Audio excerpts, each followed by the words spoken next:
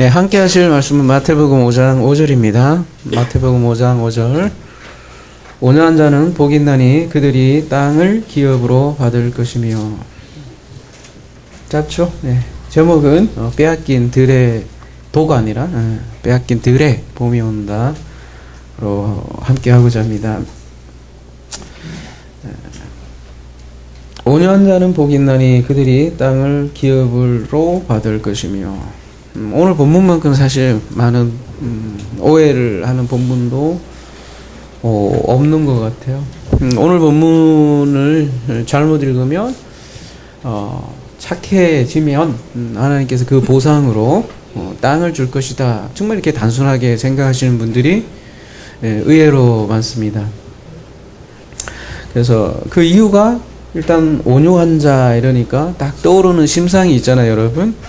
그러니까 이제 착한 성품으로 보고 또 땅을 줄 것이다 이러니까 뭘 생각해요? 부동산을 생각을 하는 거죠. 여러분 웃지만 지금 세계적으로 시끄럽잖아요. 예루살렘 때문에. 그 시끄러운 이유도 사실 그 땅을 자꾸 부동산으로 생각하기 때문에 서로 지금 뭐 전쟁도 일어나고 난리도 아닌 이유 중에 하나죠.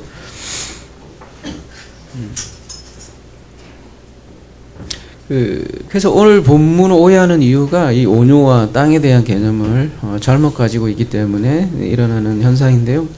여러분, 온유하면 사전적인 정의가 뭐예요? 여러분이 가지고 있는 국어사전에 보면, 혹은 우리 네이버 박사님께 물어보면 어떻게 돼 있어요? 온화하고 유순하다 이렇게 된 게 그게 온유라고 생각을 하는 거죠. 그러니까 성질이 온순하고 인자하다, 공손하다, 뭐 이런 정도로 온유를 알고 있는 거죠. 이게 문제라는 거예요. 우리가 가지고 있는 그 보캐블러리로 성경을 읽는다는 거죠. 그래서 우리가 할 수 없이 헬라어도 보고 하고 그다음에 히브리어도 보고 하는 거죠. 그 원 의미에 가깝게 다가고자 하는 거지 그 언어 자체를 공부하려고 하는 거는 아니잖아요. 이런 오해가 있기 때문에 우리가 때로는 헬라어의 도움도 히브리어의 도움도 받는 거죠. 두 번째, 땅도 이게 부동산이라면 생각을 해보십시오. 그리고 온유한 자가 그 온유한 자라면 그 성품이 온유한 사람이 땅을 차지해야 되는데 여러분 살다 보면 어때요? 보면 오히려 지독한 사람들이 땅을 더 많이 갖죠, 그죠? 뭐 개인적인 것뿐만 아니라 그 강대국을 보십시오, 그죠? 큰 땅을 차지하고 있는 그 나라가 그 온유한 것 같지는 않아요, 그죠? 뭐 미국이나 중국이 그렇게 온유해서 큰 땅을 차지하고 있을까라는 생각이 전혀 좀 안 맞는 것 같아요, 그죠? 뭐 우리나라 그러면 땅 부자들 그냥 온유해서 이렇게 땅을 많이 차지하고 있는 걸까요? 그렇지 않잖아요. 거꾸로예요, 사실은. 그래서 이렇게 착한 사람에게 땅을 줄게, 이런 메시지라면 지금 요즘 나오는 캐롤, 그죠? 울면 안 돼, 울면 안 돼. 누가 착한 앤지 나쁜 앤지 산타 할아버지, 그죠? 그러니까 하나님이 누가 착한 앤지 나쁜 앤지 다 알고 계신 거야. 그래서 착한 애한테 뭘 준다는 얘기예요? 사탕 줄게, 땅 줄게. 그런 메시지하고도 똑같은 거죠. 캐럴이 되어버리는 거죠. 이게 부동산은 아니겠죠. 이 부동산 좋아하는 이들이 좋아하는 대표적인 구절이 있어요. 어디예요?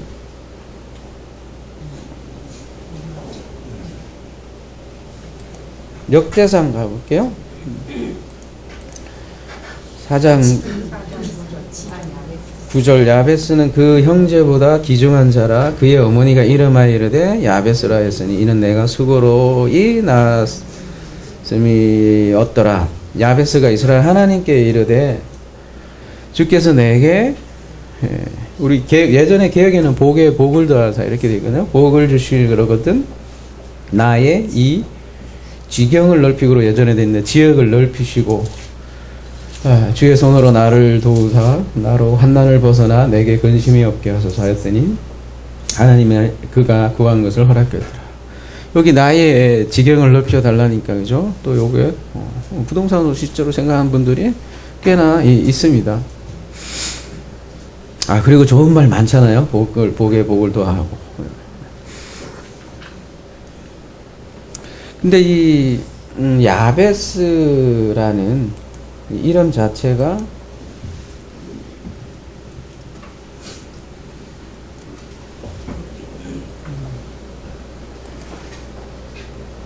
글씨가 좀 작긴 한데요. 야베츠인데요. 뭐 밑에 보면 무슨 뜻이에요?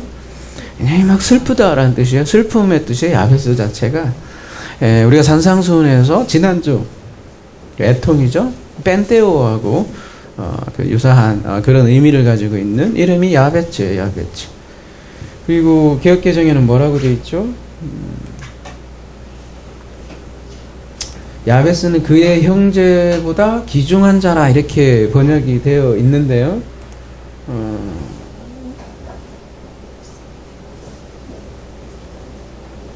존귀한 자라 이렇게 번역이 되어 있긴 한데 원래 카바드인데요. 카바드가 물론 존귀한 뜻도 있지만 원래 두 가지 뜻이 히브리 개념이 이게 참 묘해요. 그죠? 영광이라는 단어인데 영광이라는 단어는 또 다른 의미도 있는 것이 뭐냐면 무겁다. 그러니까 무겁다는 게 뭐 좋은 쪽으로 무거운 것도 있어요. 금이 무거운 것도 있지만 또 이렇게 슬픔, 네? 그 슬픔의 개념에서 엄나게 무거운 그런 개념으로도 카바드가 있더라는 거죠. 그러니까 존귀한 자라고 번역이 되어 있는데요. 사실은 무거운 멍에를 쥐고 있는 사람을 뜻하는 거예요. 너무나 고통스럽기 때문에 그 아들의 이름을 슬픔으로 그 엄마가 지었다는 거죠. 그래서 슬픔, 고통, 환난에서 벗어나기를 원하는 기도라는 거죠. 지난주 우리가 애통하는 자에게 찾아오는 위로, 그 메시지하고도 사실 똑같은 맥락이 이 야베스의 기도이죠. 그리고 역대상 쭉 보시면 뭐 앞뒤로 쭉 보시면 쭉 족보 나오잖아요. 그죠? 쭉 족보 나오고 역대 상하가 있는 이유가 뭘까요? 열왕기 상하도 이미 있는데 다른 게 뭐죠? 역대 상하는 다분히 다윗을 염두에 두고 쭉 기술한 거거든요. 다윗 언약 때문에 쭉 기술한 거예요. 북이스라엘과 달리 남유다가 살아남을 수 있었던 것은 다윗에게 준 언약 때문입니다. 이런 가장 중요한 메시지가 다윗이란 말이죠. 그래서 쭉 그 다윗 언약과 관련해서 쭉 나오는 건데 갑자기 부동산을 넓혀준다 이렇게 이해하는 것은 앞뒤로도 안 맞겠죠, 그죠?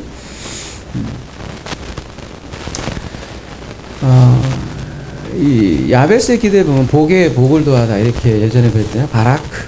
바라크가 두 번이 이렇게 반복이 돼요. 뭐 무트 타무트처럼 강조용법인데 이 바라크가 또 두 번 나오는 곳이 어디냐면 창세기 12장에 아브라함에게 복을 할 때 바라크 두 번을 쓰고 있거든요. 다분히 요거는 또 아브라함과도 연결되는, 우리가 그동안 계속 창세기를 보았지만 창세기 가장 중요한 주제인 그 복, 바로 그 복을 약속한 그 하나님, 그 맥락에서 역대상도 쭉 이어지는 거지 갑자기 이게 부동산으로 등장할 이유가 없잖아요. 그러니까 야베츠라는 그 수고와 멍에의 그 애통 상태에 있는 그런 자들이 구하는 기도라는 거예요. 그리고 그런 자들에게 약속하는 그 하나님 나라를 에 대한 메시지가 역대상 얘기라는 거죠. 근데 이제 부동산을 좋아하는 이들은 이게 지경을 넓혀달라니까 부동산으로 생각하고 땅 밟기를 이제 또 하고 다니는 거죠. 또 이제 부동산을 좋아하는 이들이 좋아하는 또 말씀이 또 있죠. 뭐죠? 이 산지를 내게 주소서. 그러니까 이 산지도 또 어떻게 생각을 해요? 이 부동산으로 생각한단 말이죠. 근데 그 산지를 주소서 할 때 그 산지도 원어에 보면 하루에 그냥 산이에요. 산. 이 산을 내게 주소서. 오늘 본문으로 말하면 바로 그 땅이에요. 오늘 본문에서 얘기하는 바로 그 땅. 그래서 오늘 본문의 가장 중요한 개념은 온유와 이 땅에 대해서 우리가 알아볼 필요가 있겠죠. 딱 두 가지 핵심적인 개념. 근데 오늘 본문에 보면 땅에 땅은 땅인데 어떤 땅이냐면 바로 그 땅이에요. 이렇게 앞에 전원사가 딱 붙어 있어갖고 바로 그 땅이에요. 어떤 특정한 땅을 지칭을 하는 건데요. 그 땅을 기업으로 받을 것입니다. 이렇게 돼 있는데 상속 받습니다. 이렇게 얘기를 하고 있어요. 우리가 마태복음과 출애굽과 아주 긴밀히 연결이 되어 있다고 했죠. 이제 우리가 창세기가 끝나고 출애굽기로 이어질 텐데, 우리 생각해 봅시다. 푸트코스에 대해서 제일 첫 번째 얘기를 했었죠. 굉장히 가난한 자죠. 그들이 유월절 고난에 동참을 하고 좀 출애굽을 하게 되죠. 그래서 어디로 초대를 받아요? 광야로 초대를 받죠. 그 초대한다는 게 파라칼레오고요. 그러면 그 초대로 광야로 나오게 되면 그 광야에 있는 자들의 소망이 무엇이겠습니까? 이제 우리가 이제 이렇게 세 가지로 하잖아요. 여기 애굽이 있고 광야로 나왔어요. 그리고 이 광야에 있는 분들의 소망이 뭐겠어요? 가나안이죠, 그죠? 아니 그 성경의 그림으로 얘기하면, 자 푸트코스 한 자가 초청을 받아요, 광야로. 그러면 그 광야에게 주어지는 그 복이 가나안이란 말이죠. 그래서 그 땅이란 거는 바로 가나안을 얘기하는 거죠. 가나안이 뭐예요? 가나안이라는 땅이 뭐예요? 그게 약속의 땅이라고요. 약속의 땅. 그러니까 아브라함에게도 사실 그 땅을 약속한 거죠. 그래서 바로 그 땅, 바로 그 땅 전지사를 이렇게 붙이고 있는 거죠. 이 팔복의 메시지를 한마디로 하면 해심 천국이라고 했죠. 첫 번째는 가난하고 천국이 나오고, 두 번째는 애통이 나오고 위로가 나오죠. 초청이라고 하셨는데 둘 다 나왔습니다. 세 번째가 온유력이 나오고 땅 얘기가 나온 거죠. 그 얘기는 요 개념과 그 가난과 애통과 온유가 개념이 서로 연결이 되어 있다는 거죠. 그 다음에 그러면 땅은 어디에 연결이 되어 있다는 거예요? 위로와 초청, 에클레시아와 관련이 되어 있고, 또 천국과도 관련이 되어 있기 때문에 이 땅은 부동산이 아니라 바로 천국, 곧 하나님 나라이기도 한 거죠. 그러니까 가나안은 약속의 땅인데 다름이 아니라 하나님 나라를 얘기하는 거죠. 그러니까 기업으로 받는다니까 여러분 뭐 컴퍼니 이게 아니라 상속받는다고요. 상속받는다. 클레노메오라고 되어 있는데 상속 개념이에요. 상속은 누가 받는 거예요?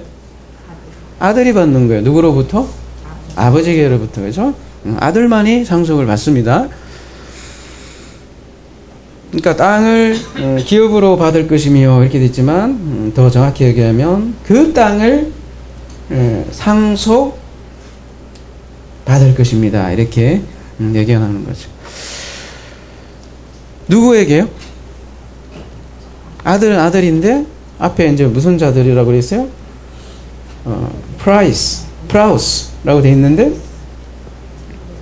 여기 이제 우리 개혁으로 얘기하면 온유한 자에게 그 하나님 나라를 상속을 해준다는 얘기잖아요. 그러면 이 광야에 지금 나와 있는 이 아들들에게 그 약속의 땅을 약속을 하셨고, 그렇다면 이 광야에서 여러분 이 팔복을 이해할 때 그런 말 아니라고 그랬습니다. 가난해져라 이거 아니에요. 절대 아니에요. 가난해지면 네가 천국 줄 게 아닙니다. 애통해라 아니에요. 애통하지 말래도 비참한 인생이 우리예요. 그러니까 애통해져라 이런 얘기도 안 해요. 그러면 똑같이 온유해져라 이거 아니에요. 그러니까 그런 구조가 아니란 말이죠. 팔복은 그거예요. 앞에 상태는 굉장히 비참한 상태로 나오고, 그럼에도 불구하고 복이 있다. 왜? 뒤에 내용이 하나님의 헤세드 때문이다. 하나님의 호의, 좀 유식한 말로 예, 하나님의 호의가 뒤에 있기 때문에 예, 복이 있다. 이게 산상수훈의 예, 구조란 말이죠. 그러니까 그 비참한 자들에게 쏟아지는 은혜의 비가 예, 그거 은혜라고 하고 그 하나님 나라의 침공이 예, 팔복이라고 하지만 사실 팔복이라고도 하기도 뭐한 게 하나의 복이고 같은 메시지를 계속 얘기하는 거지. 그래서 내 말 잘 들어주면 상속해 줄게 이게 아니란 말이죠. 가끔 그런 경우 있죠. 그 재산 많은 그 재산가들이 보면 상속을 막 안 하죠. 그래서 죽을 때까지 밀어놓는 이유가 뭐예요? 미리 상속해 주면 이 아들들이 예, 부모를 잘 뭐라죠? 접대해 주지 않을 것 같으니까 최대한 상속을 뒤로 밀어주고 그러잖아요. 뭐 예, 우리 아버지도 그런 아버지가 아닐 거 아니에요, 그죠? 네가 말 잘 들으면 상속해 줄게 이런 말이 아니란 말이죠. 이 온유한 자가 그러면 어떠한 자를 말하는가를 할 때 우리가 반드시 기억해야 될 것은 이 가난과 애통과 연결이 돼 있다라는 사실을 우리가 잊으면 안 돼요. 그러니까 아주 밀접한 관련이 있다는 거죠. 우리가 일반적으로 생각하는 네이버 박사님이 제공하는 그 온화한 성품을 얘기하는 게 절대로 아닙니다. 왜 아니냐라는 걸 오늘 하나둘 살펴보도록 합시다. 일단 상속이라는 것 자체가 어떤 뉘앙스가 있어요. 상속이라는 건 뭔가 누가 죽어야 다시 이렇게 물려주는 그런 개념이 있단 말이죠. 상속 자체가 죽음을 전제로 사실은 하는 거예요. 그러니까 죽음과 아주 밀접한 관련이 있는데요. 오늘 온유한 자가 땅을 상속받을 것입니다. 라는 이 말씀은 사실은 어디에서 인용한 거냐면 시편 37편에서 인용을 한 거예요. 그래서 시편 37편을 이해하는 것이 대단히 중요해요. 오늘 본문을 이해하는 데는 시편으로 가볼게요.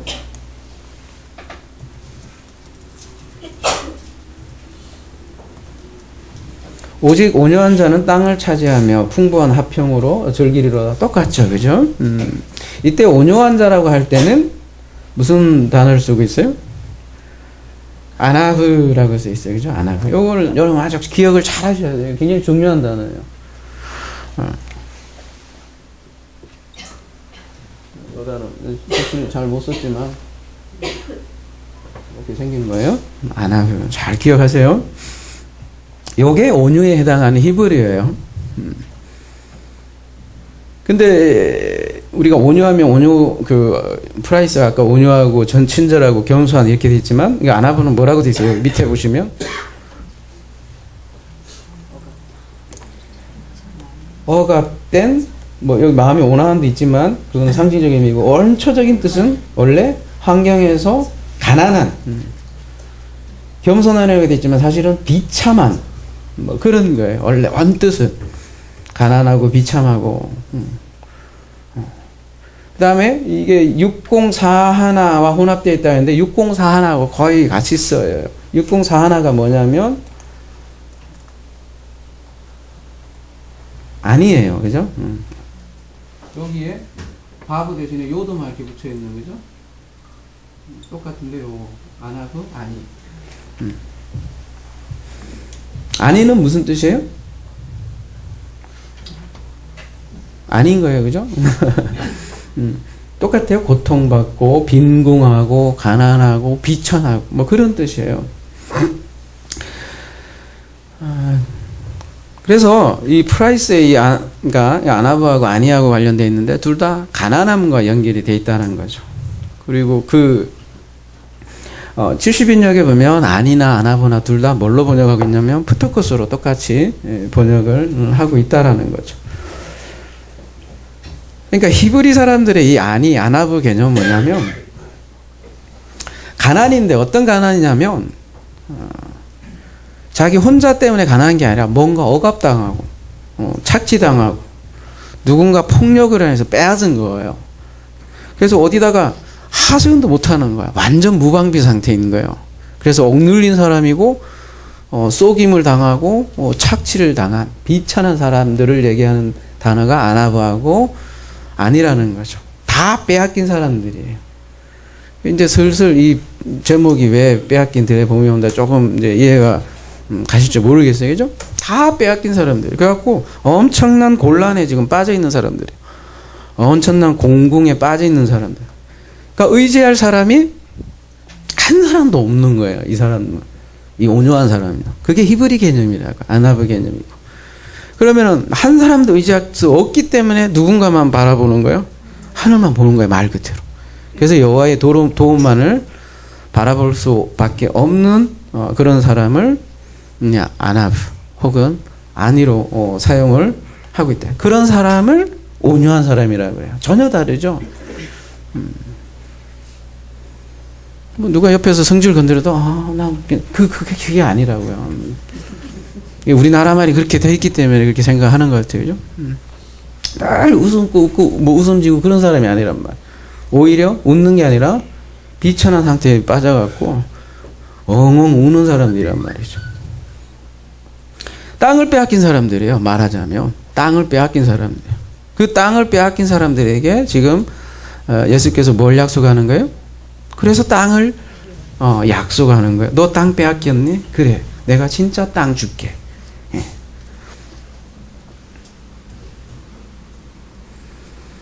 그러니까 팔복은 가난한 자, 애통한 자, 그리고 다 빼앗긴 자에게 주는 위로의 복음이고, 그래서 천국의 복음이고 선물인 거예요. 복음은 그래서 선물인 거예요. 여러분 그 신약 성경을 또 히브리어로 이렇게 역번호로 해놓은 것도 있어요. 거기 보면 가난한 자하고 이 온유한 자 둘 다 푸트코스로 사용하고 있어요. 그러면은 우리 첫 번째 그 복과 세 번째 복이 같다는 얘기거든요. 근데 같음에도 불구하고 뉘앙스의 차이는 있을 거 아니에요. 그 차이는 뭘까요? 이 프라이스라는 단어가 고트에서 온 건데 헬라어 자체는요. 히브리어는 아나브하고 아니 개념이라고 그랬어요. 고트에서는 이 사랑하다. 그 다음에 프리온드스라는 그 친구라는 그 언어에서 온 거예요. 그러니까 그래서 이 프라이스가 친밀하다는 뜻도 있다라는 거예요. 그러니까 친구에게 나타나는 어떤 성질을 이 프라이스라고 하는 거예요. 그러니까 이 프라이스는 한마디로 얘기하면 그래서 친구와 관련되어 있는 단어라는 거죠. 그러면 여러분 이제 좀 자꾸 이렇게 좀 헷갈릴 거예요. 그죠? 도대체 다 빼앗기고 비천한 그 상태하고 이 친구하고는 도대체 무슨 관련이 있을까? 이런 생각을 하게 될 거예요. 그러면 우리가 지금 예수의 말씀이잖아요. 그러면 예수의 말씀을 이해하는데 예수님의 말씀을 가장 잘 이해할 수 있는 방법은 예수께서 이해한 친구 개념을 알면 될 거 아니에요. 그죠? 그리고 예수께서 온유라고 말을 썼을 때 어떤 뉘앙스로 이 말을 썼는가 보면 알 거 아닙니까? 그러니까 예수께서 이 온유라는 말을 쓴 것이 중요하지 네이버 박사님이 온유 쓴 게 중요한 게 아니라는 거죠. 예수께서 이 온유라는 말을 썼어요. 언제요? 마태복음 11장 28절에 보면 수고하고 무거운 짐 진 자들아 다 내게로 오라 내가 너희를 쉬게 하리라 나는 마음이 온유하고 겸손하니 나의 멍에를 메고 내게 배우라 그리하면 너희 마음이 쉼을 얻으리니 이는 내 멍에는 쉽고 내 짐을 가벼움이라 하시나. 예수께서 나는 마음이 온유하고 이 프라이스 똑같은 단어 속에 그 겸손하니 타페이노스라고 했는데요. 둘 다 같은 개념이에요. 나는 마음이 온유해. 나는 마음이 착하고 그런 개념으로 그러니까 나 따라와 그런 개념으로 썼을까요? 이 프라이스라는 이 개념이요. 이 마태복음 21장 5절에도 똑같이 나오는데요. 여긴 또 겸손으로 번역했네요. 어떤 데는 온유고 어떤 데는 겸손으로 번역했는데 같은 단어예요. 프라이스라고.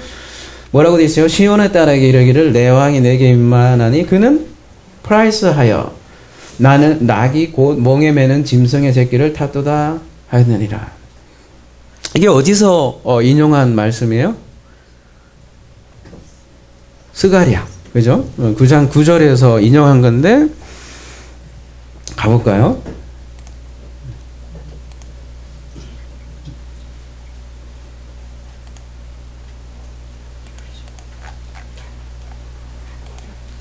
그죠? 시온에 따라 크게 기뻐할지어다. 예루살렘에 따라 즐거이 부를지어다. 보라, 내 왕이 내게 임하시나니 그는 공의로우시며 구원을 베푸시며, 여기 뭐래요?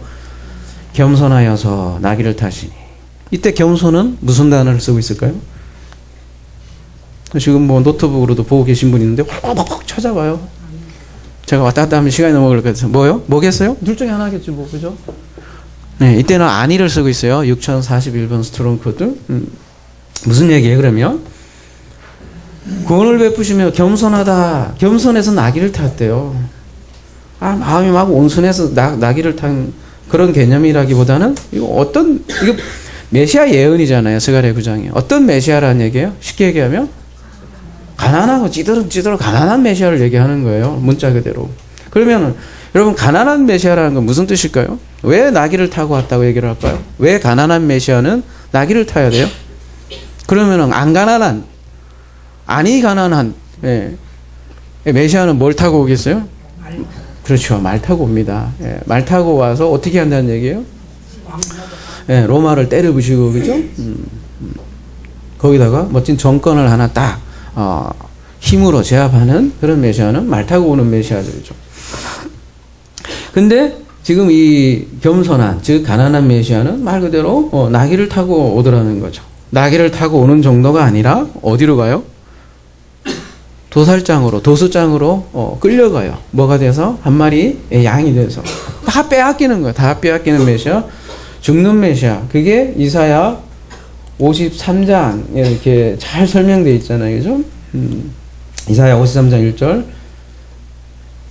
아이고, 이거 다 읽기도 너무 오래 걸리네. 그죠? 그냥 다 안 읽을게요. 2절만 읽을게요. 여러분 집에 가서 묵상해 보세요. 1절부터 6절까지. 2절만요. 그는 주 앞에서 전하에게 연한 손 같고 마른 땅에 나온 뿌리 같아서 고운 모양도 없고 풍채도 없은 적, 우리가 보고 흠말뭔가 아름다운 게 하나도 없고, 이게 잘생긴 것도 아닐 거예요, 여러분. 예수님이 뭐 이렇게 푸른 눈에 180, 뭐 요즘은 7까지는 돼야 되나? 눈은 그냥 파랗고 이렇게, 그죠?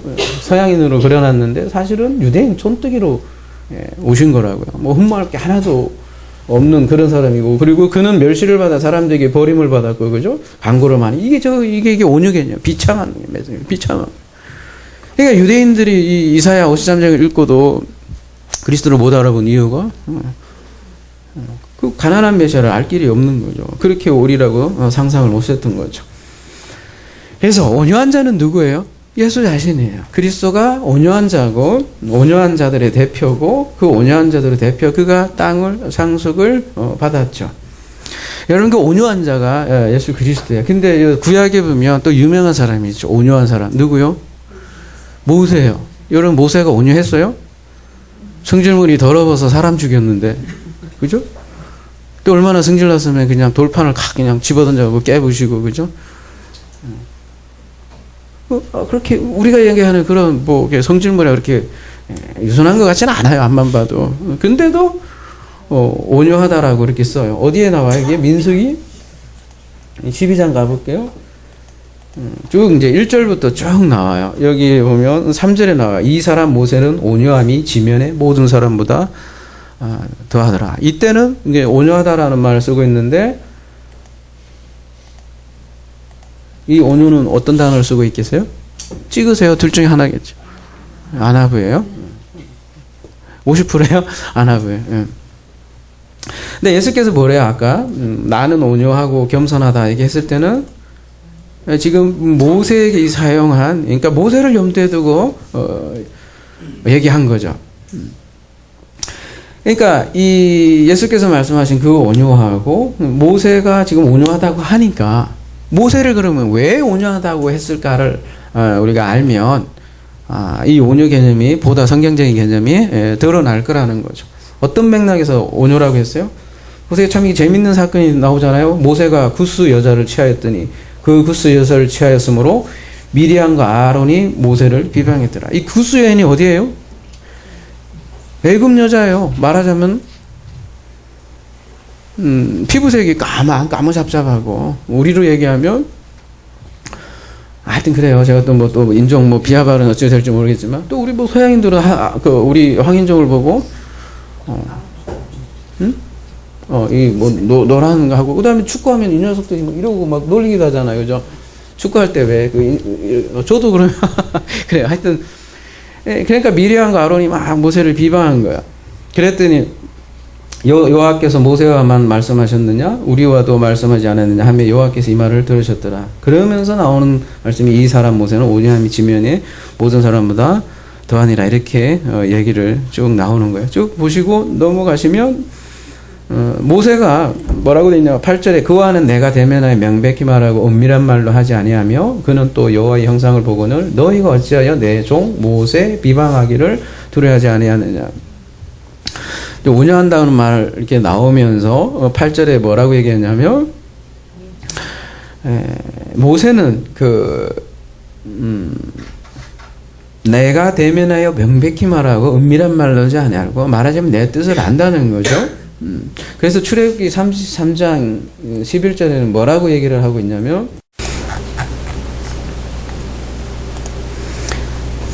사람이 자기 친구와 이야기한 것 같이 여호와께서는 모세와 대면하여 말씀하시며 모세는 진으로 돌아오나 눈의 아들 젊은 수정자 여호수아는 해막을 떠나지 아니라. 여기서 자기 친구와 이야기한 같이 모세를 대면했다 이렇게 얘기를 하고 있어요. 아까 예수님도 나는 온유하고 겸손하다고 할 때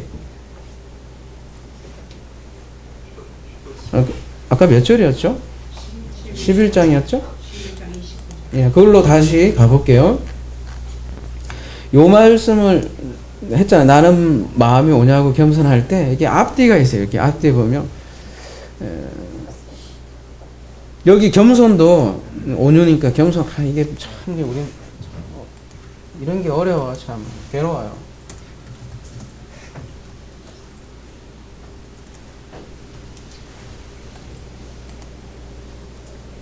그러니까 자꾸 겸손을 배우려고 그러고 막 그런 거 있잖아요. 막 성품 개발하려고 그러고. 타페이너스인데 이것도 마찬가지로 이게 뭐예요? 짓눌리고 뭐 가란하고 초라하고 이런 거 닮아야지, 그죠? 이런 건 닮기 싫죠, 그죠? 타페이너스인데 이게 무슨 얘기냐면 누가복음 가볼게요. 또 누가복음에는 또 그렇게 번역을 해놨어요. 그러니까 헷갈리는 거예요, 사람들이. 뭐라고요? 권세 있는 자를 그 위에서 내리쳤으면 뭐래요? 비천한 자를. 여기도 그러면 겸손한 자를 내리치다 이렇게 하든지, 그죠? 높이셨고. 하여튼 이게 저기 권세 있는 자를 내리쳤으며 비천한 자를 높이시고, 이때 비천한 자가 아까 타페이노스예요.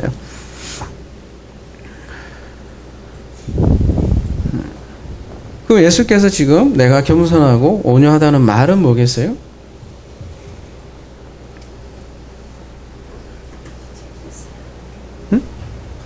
가난하고 비천하다는 얘기예요. 본인이 가난하고 비천하다는 얘기예요. 아까 그게 이사야 53장에 말하는 그 메시아라는 얘기예요.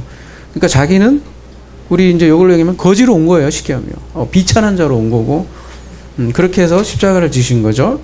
그거를 순종이라고 그런다고.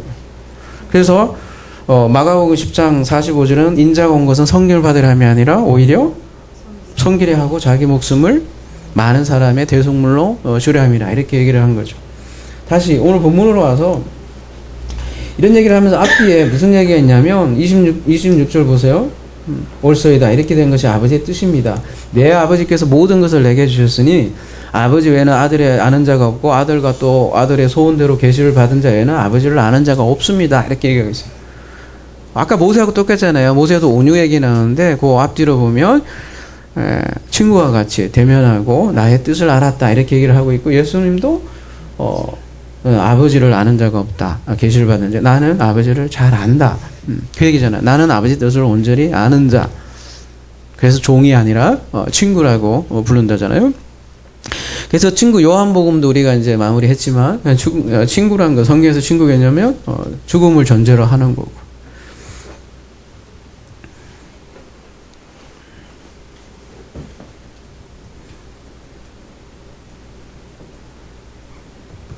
요한복음 15장 가볼게요.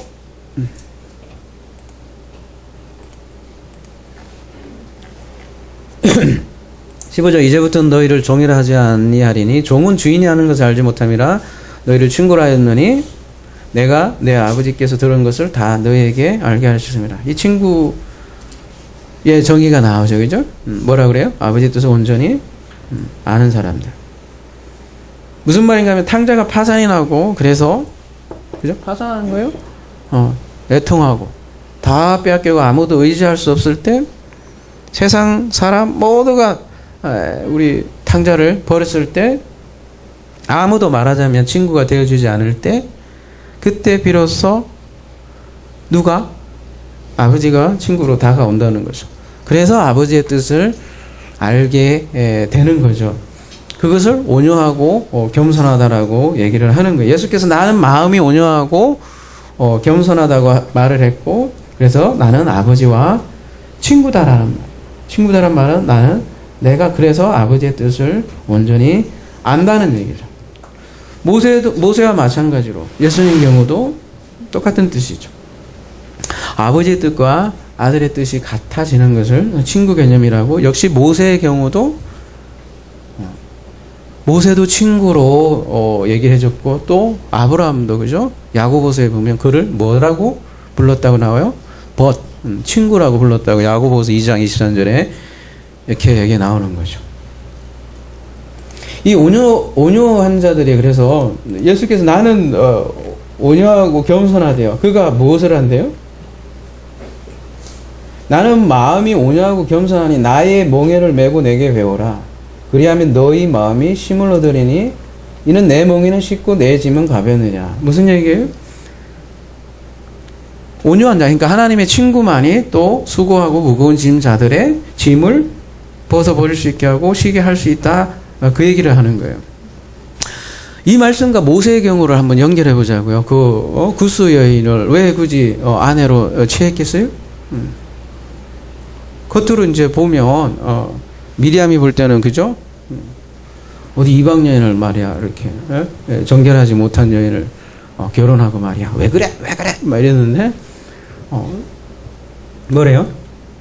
모세도 말하자면 수고하고 묵은 짐 그 이스라엘을 상징하죠. 구스 여인이 그 아내를 취해서 결혼하는 그 복음의 메시지죠. 그래서 이거를 우리 복음을 알지 못하면 그때 행동 가지고만 비판을 한다는 거죠. 근데 하나님이 누구 편을 들은 거예요? 모세 편을 들었단 말이죠. 그게 복음이야 라는 메시지를 던져주기 위해서 우리가 볼 때는 굉장히 좀 말도 안 되는 것 같잖아요. 그죠? 훨씬 미리암과 아론이 더 정의로워 보이잖아요. 근데 하나님은 그 편을 들지 않잖아요. 그래서 온유한 자가 그러니까 말하자면 하나님의 친구만이 진리로 자유할 수 있다라는 거죠. 여러분 오늘 본문은 땅에 대한 건데요. 이 비천한 사람들 땅이 없어요. 땅이 없는 그 존재들을 구약에서 뭐라고 하냐면 나그네라 그런다는 거죠. 그 나그네가 바로 가난한 자이고 또 애통한 자이기도 해요. 그러나 복이 있다. 왜? 하나님의 헤세드가 그들에게 있기 때문이다. 이 메시지예요. 그러니까 팔복이라는 건 어때요? 과부, 고아, 나그네에게 주어지는 선물 그 자체예요. 아무것도 없어요. 뭐 조건을 얘기하는 게 아니란 말이죠.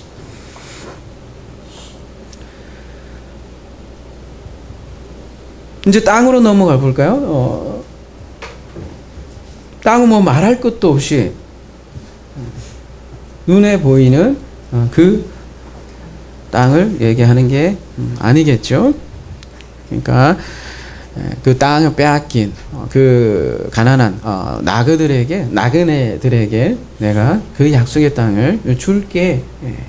물론 세상 땅은 뭐 저도 땅 한 평 없어요. 빼앗길 것도 없어.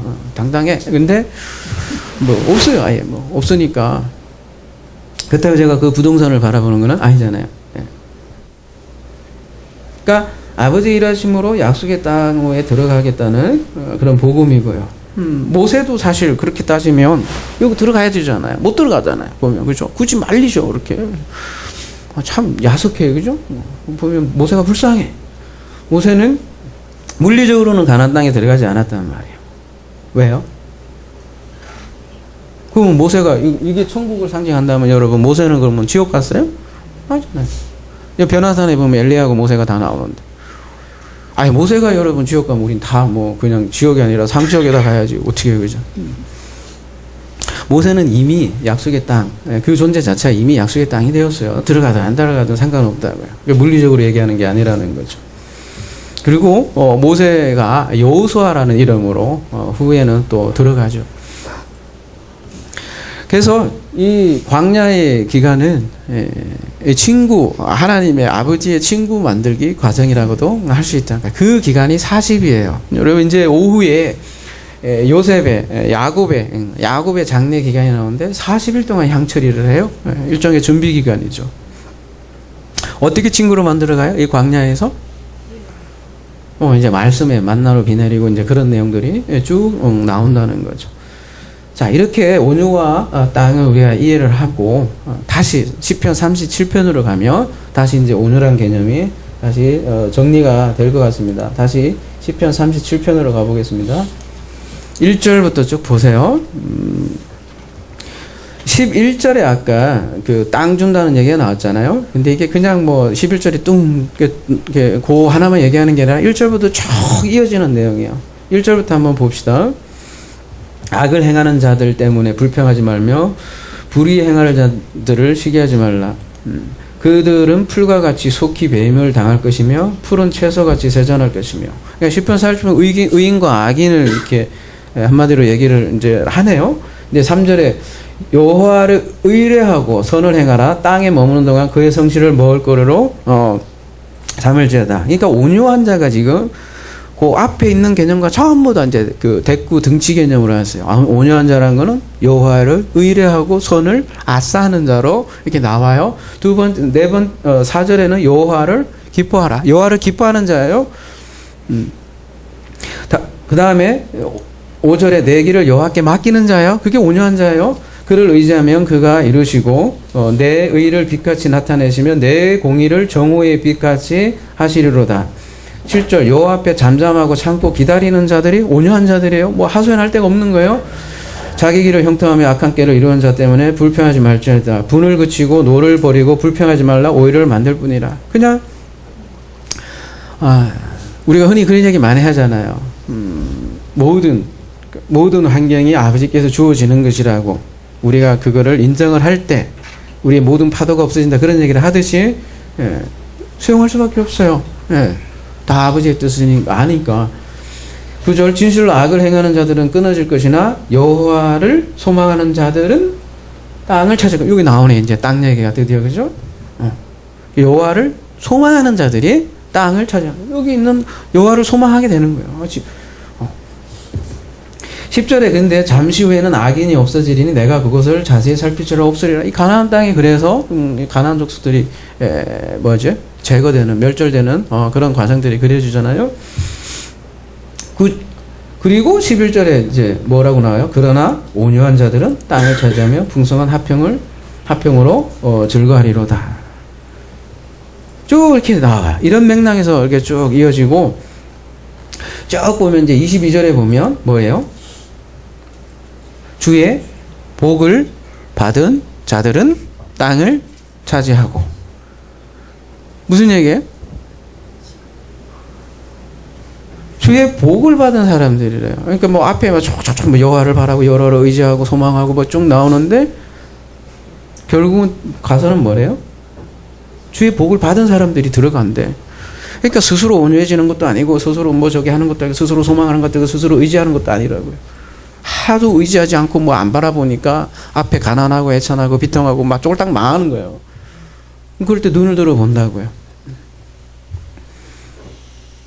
그러니까 37편 보면 의인과 악인을 이렇게 비교하고 있는데 사실은 의인만 들어가는 땅이에요. 그게 약속의 땅이에요. 근데 문제는 뭐냐? 로마서에 보면 또 골치 아프게 의인은 없나니 하나도 없대요. 그건 뭐예요? 아무도 못 들어간다는 얘기예요. 그래서 이 온유의 궁극은 그리스도의 온유고요. 내가 겸손하고 온유하니 나의 멍에를 나하고 같이 매자. 그리스도의 온유와 함께하자.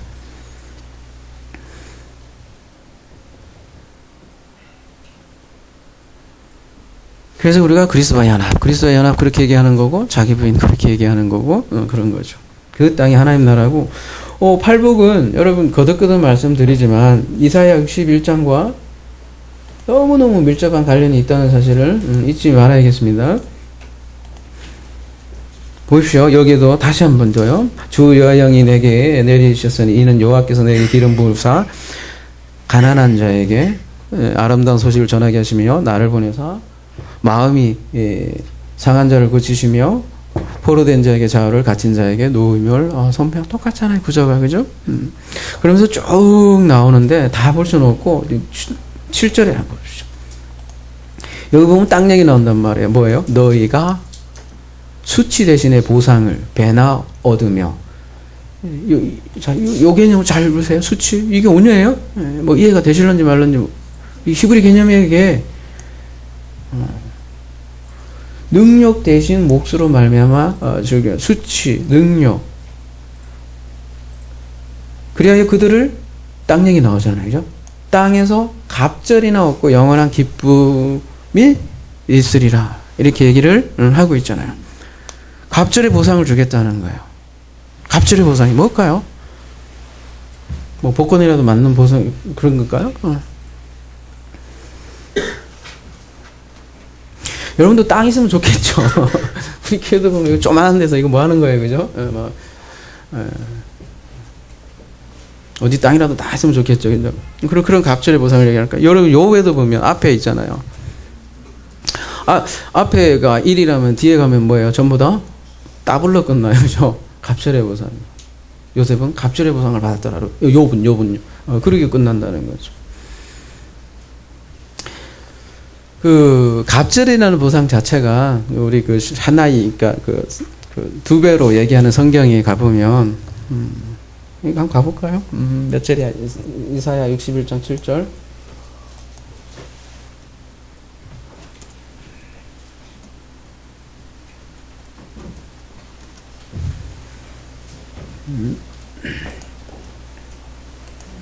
앞에 매매 하나 더 붙은데 미시네라고 되어 있는데 반복 뭐 두 배 요런 개념과 함께 그 두 번째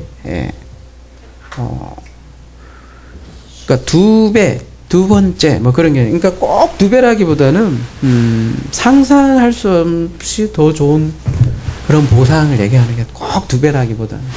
근데 상상할 수 없는 그 보배가 두 번째이고, 두 배이고, 그래서 우리가 매일 지금 얘기하는 그게, 짝이라고 하는 거야. 쌍이라고도 하고. 이게 무슨 개념이냐면, 이사야 65장 가볼게요. 두 번째잖아요? 두 번째 무슨? 하늘? 보라, 내가 새 하늘과 새 땅을 창조하니 이전 것은 기억되거나 마음에 생각나지 아니하실 것이라. 22절에도 보면 이사야 66장 22절에도 보면 내가 지을 새 하늘과 새 땅이 내 앞에 항상 있는 것 같이. 근데 새 하늘과 새 땅이 항상 있대요. 우리는 왜 다 부서지고 뭔가 있을 것 같은데. 그래서 이 새 하늘과 새 땅이 말하자면 뭐의 갑절이에요? 뭐의 두 번째예요? 뭐의 두 배예요? 상상할 수 없는 보상이에요? 옛 하늘과 옛 땅의 갑절이 새 하늘과 새 땅인 거죠. 욥이 받은 축복이 그거예요. 영생의 축복. 그게 이제 우리가 좀 뭐 그때 어린아이들 교육용으로 자식이 두 배 되고 이렇게 보여준 거죠. 그죠?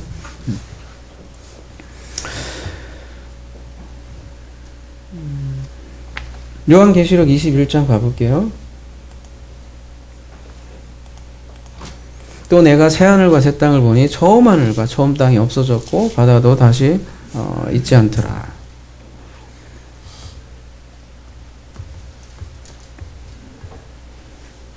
이것도 뭐 다이글라니 시간이 걸리고 4절에 보면 모든 눈물을 그 눈에서 닦아주시고 이거 이미 봤잖아요. 사망이 없고 애통한 것이 곡한 것이 나쁜 것이 다시 기억되지 않으니 처음 것들은 다 지나갔습니다.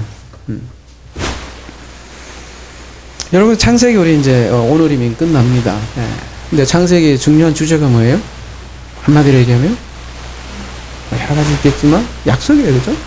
약속을 실현해 가는 과정인데 약속을 우리 이제 그림 언어나 교육 언어로 딱 두 가지로 얘기하면 땅과 제라 후손이잖아요, 그죠? 땅과 아들 그리고 아들에게 그 땅을 준다는 것이 하나의 나라예요. 근데 후손이 땅에 사는 게 하나님 나라인데 후손이 땅을 잃어버려요. 그죠?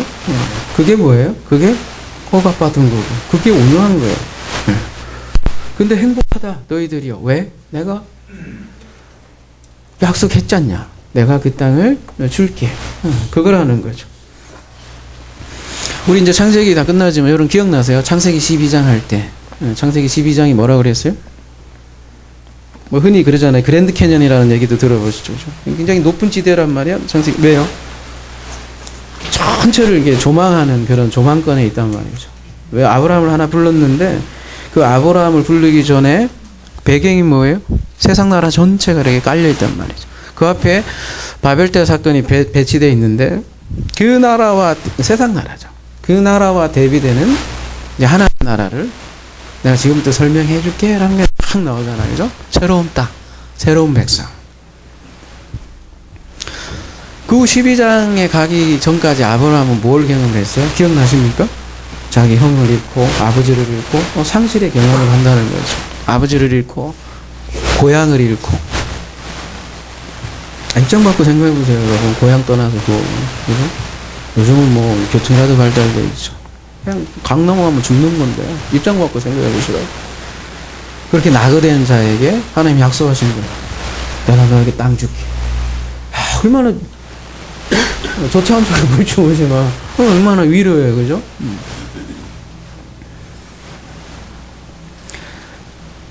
누구에게도 의지할 수 없는 처지였어요. 아브라함도. 바벨탑을 쌓는 사람들은 전부 다 자기 이름을 쌓으려고 높은 성을 탑을 쌓았지만 너는 그 이름 아니고 내가 너에게 주는 진짜 이름 줄게. 새 이름 줄게. 아브라함아. 그게 아브라함에게 한 약속이잖아요. 그 땅이에요. 그 땅. 그리고 우리가 이제 이미 보았지만 그런 아브라함이 자기가 받은 그 약속을 어디에다가 표현을 한 거예요? 생전 땅 하나 안 산 그 아브라함이 뭘 하나 산 거예요? 그게 막벨라 굴이잖아요. 그죠? 그 막벨라 굴이 아브라함이 돌아가는 그런 장사지이지만 또 우리 교회가 들어가는 품이기도 한 거죠. 근데 그 땅을 아브라함이 어떻게 사요? 굉장히 비싼 값지불을 했다는 거죠. 의인 없나니 하나도 없어요. 근데 누군가의 큰 값지불로 인해서 우리가 의인이 아닌데 그것도 뭐 앞만 봐도 성품 온선하지 않아, 온유하지 않아. 근데 들어가는 거예요. 왜요? 누군가의 값지불 때문이라는 거죠. 그러니까 상속이에요. 근데 성경에서 상속이라는 거는 누군가의 죽음으로 인해서 넘겨준 선물, 그 상속을 얘기하는 거죠. 세상 사람들 보면 말도 안 되죠. 그딴 소리가 어디 있냐. 응? 안 그렇잖아요. 이거 좀 더 학대해서 생각해 보시죠. 이스라엘은 어때요? 어떤 민족이에요? 땅을 잃어버린 민족이에요. 그죠? 땅을 다 빼앗겼어요. 막 포로되고 바벨론에 막 끌려가고 난리 났네. 그죠? 이스라엘 하나님의 백성이라며. 백성인데 왜 그래야 돼요? 좀 지금 뭐 미국보다 더 잘 나가야 되지 않아요? 그죠? 근데 찢어지고 뺏기고 다 그런 백성이 되었고. 그 에스겔서에서 가보면 그들에게 뭔가 약속을 하잖아요. 뭘 약속을 해요? 가볼게요. 에스겔서 36장 24절 가볼게요. 내가 너희를 여러 가운데서 인도하여 내고 여러 민족 가운데로 모아들이고 고국 땅에 들어가서 땅을 잃어버린 온유한 자들이. 우리나라는 온유라니까 이게 안 하다요. 그죠? 뭘로 했으면 좋겠어요, 이거? 그냥 그 온유를 아세요, 이제. 여러분은 그냥. 그러면 돼요, 그죠? 우리가 그렇다고 이거 다시 다 번역할 거 어쩔 거예요, 그죠? 그 온유를 알면 될 거 아니에요, 그죠? 애통을 그 애통으로 알면 되고, 가난을 그 가난으로 알면 될 거 아니에요. 교회도 그 교회를 알면 될 거 아니에요, 그죠? 끝도 없어요, 하나를 다 바꾸려면.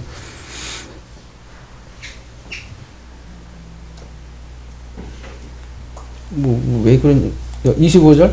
맑은 물을 너에게 뿌려서 너희를 정결하게 하되 곧 너희 모든 더러운 것에서 모든 우상 숭배에서 너희를 정결하게 할 것이며 또 새 영을 너희 속에 두고 새 마음을 너희에게 주되 너희 육신에서 굳은 마음을 제거하고 부드러운 마음을 줄 것이며 또 내 영을 너희 속에 두어 너희로 내 율례를 행하게 하리니 너희가 내 규례를 지켜 행할지리라. 내가 너희 조상들에게 준 땅에서 너희가 거주하면서 내 백성이 되고 나는 너희 하나님이 되리라. 뭐라고 그래요? 내가 너희 조상들에게 준 땅을 너희들에게 줄게.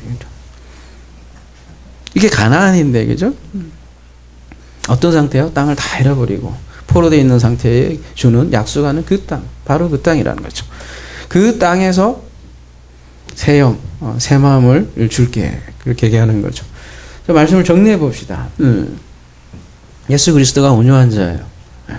그리고 그가 땅을 상속받아요. 그 땅이 바로 교회이기도 한 거예요. 그래서 요한복음에도 보면 거처를 예배하러 갔다. 그리고 다시 온다는데 그 거처가 어디냐면 성전된 교회를 얘기하는 거죠. 뭐 이사야에서 새하늘과 새 땅 어렵게 여러분 생각하고 요한계시록 21장에 보면 새하늘과 새 땅이 막 내려오고 하니까 뭐 어렵게 생각할지 모르는데 결국은 신부된 교회를 얘기하는 거예요. 교회가 바로 새 땅이에요. 교회가 근데 어떤 존재냐? 아무것도 의지할 수 없고 다 뺏겨갖고 겁나게 불쌍한 여인이에요. 교회가. 대표적인 예가 기생 라합이잖아요. 이 세상 나라 왕들은, 군왕들은 딜이 싸워요. 다 멸망하지만 결국 불쌍한 여인. 그 성에 이렇게 그 고대사를 배경을 봐도 그 성에 한 2m도 안 되는 고집에 이렇게 쪽방처럼 해가 거기서 살았던 여인. 한 땅도 없는 그 여인에게 주어지는 선물. 그게 복음이라는 거죠. 이방 나라에서 자식 하나 없고 다 자식 있는 것도 다 죽고 그 며느리하고 철랑철랑 그냥 아무것도 없이 다 고향으로 돌아온 누구요? 나오미. 예. 그런 여인에게 주어지는 선물. 그게 오늘 메시지라는 거죠.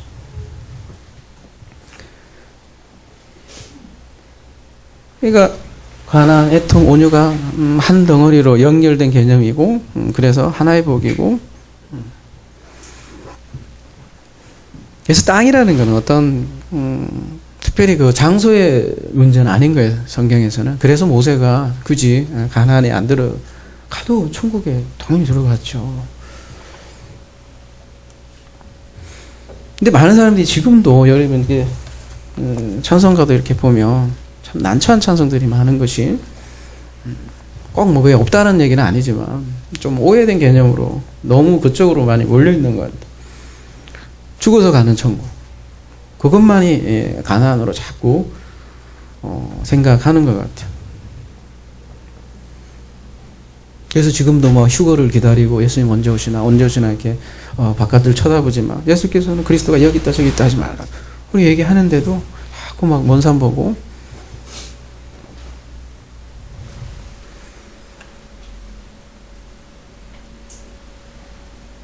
여러분 천국을 자꾸 바깥에서 찾는다는 것은 그 천국이 없다는 얘기야 자기에게. 여러분 유토피아라는 뜻이 무슨 뜻인지 아세요? 유 플러스 토피아, 부정 플러스 토피아, 그것은 없다라는 얘기. 너희들이 맨날 그 꿈을 꾸는데 그런 건 없다니까. 그렇게 얘기하고 있다. 유토피아 자체가 그런 거라고.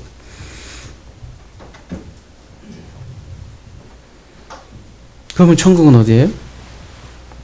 우리가 이따가 이제 노래 하나 보는 게 이제 뭐 그 가사를 뭐 전체 다 어그리 한다 그런 얘기는 아니라 조금 생각해 볼 게 있어서 그 콘퀘스트 오브 패러다이스라는 이제 1492년 그 콜럼버스 그 영화의 주제가 굉장히 웅장한 음악이기도 한데 그래서 제가 이렇게 미리 여러분 한번 생각해 보라고 올린 건데요. 예수께서 오셔서 가장 강조한 말씀이 여러분 뭐라고 생각하세요? 회심하라? 천국이 가까이 왔다. 이거예요. 본령이에요, 본령. 천국에 대해서 얘기했어요, 예수께서. 근데 그 천국이 있잖아. 너희들이 생각하는 그 유토피아 멀리 있는 것이 아니라 바로 지금 너희하고 가까이 있다. 그래, 너희들이 지금 가난하고 애통하고 비참하니까 이 천국이라고 상상도 못하지? 그러나 천국은 가난하지만 애통하지만 비참하지만 다 빼앗겼지만 거기에 천국이 있다라고 얘기한 거예요, 예수께서. 이 본령을 모르니까 계속 지금은 자기 삶이 거지 같으니까 인정을 할 수 없는 거예요. 이따인 게 무슨 천국이냐고 맨날 하나님한테 따지잖아요, 그죠? 그러니까 아까 시편 37편에 그죠? 불평하고 불만하지 마 그런 개념에서 봐도 그렇잖아요. 인정할 수가 없는 거예요. 이 세상에 아프고 고통이고 눈물이니까.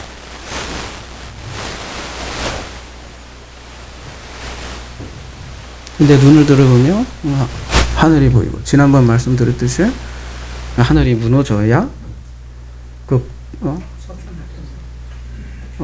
구멍 뚫린 뚫린 구멍에서 새하늘을 보는 거예요. 눈을 들어야 쓰레기에서 피는 장미를 본다는 거죠. 빼앗긴들에도 봄은 오는가라는 시도 있지만 빼앗긴 들에 봄이 옵니다. 예. 빼앗긴 들에.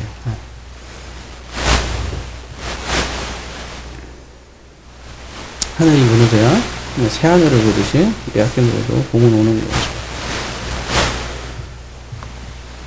그럼 새하늘과 새 땅을 어디서 살겠어요? 그런 새하늘과 새 땅으로 사는 우리 하나사랑 되기를 기도합니다.